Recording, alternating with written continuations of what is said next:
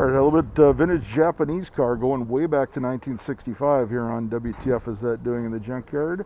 This one is a Datsun sedan. So this is like in the early days of being sold in the United States. I don't even know if I can get this open. It's like somebody already tried. What a weird car to see winding up in a wrecking yard. A 65 Datsun.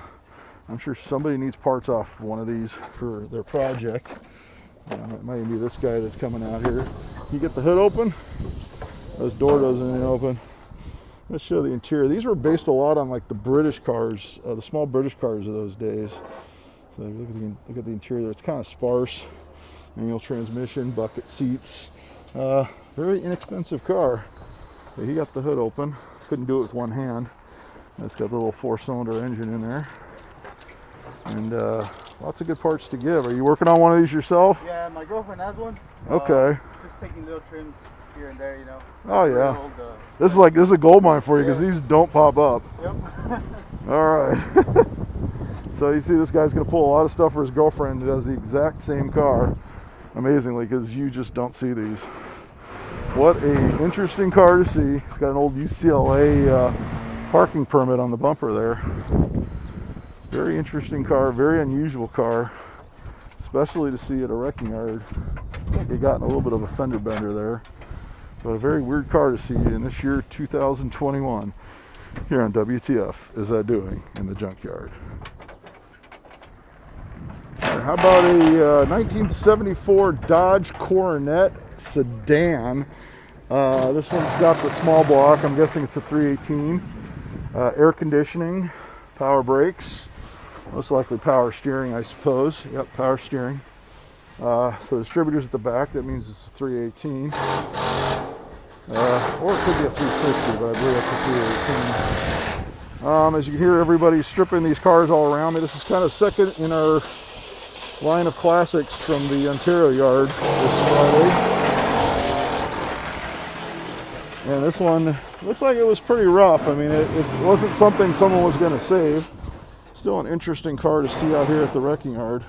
I actually used to have a 73. Oh, this one's even got the keys. You know what that means. We got to open the trunk. Oh, does it work? Yeah, it does. So it's got an original Dodge hubcap in there. Oh, it's got the grille and it's got the headlight doors in there. So if anyone needs that stuff for a Coronet, it's in there. These always remind me of an old cop car. Actually, I used to have the 73 Plymouth Satellite, which was the Plymouth version of this. Looks like it was a vinyl top car. You still see the seam there for the lead, for the panel seam. Might have been too close to a fire too. But something would have been saved? Probably not. But still an interesting car to see out here at the wrecking yard. Oh, excuse me, sorry. So that is a 1974 Dodge Coronet. All right, that's going to wrap things up for this edition of WTF Is That Doing in the Junkyard. We saw two classics that wound up in a junkyard probably earlier than they should.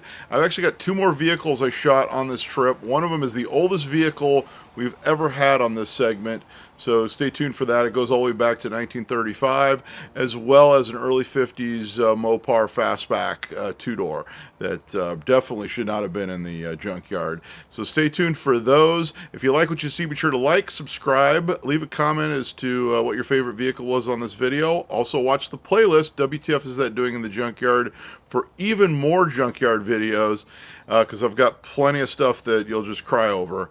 And until next time, I'll be seeing you.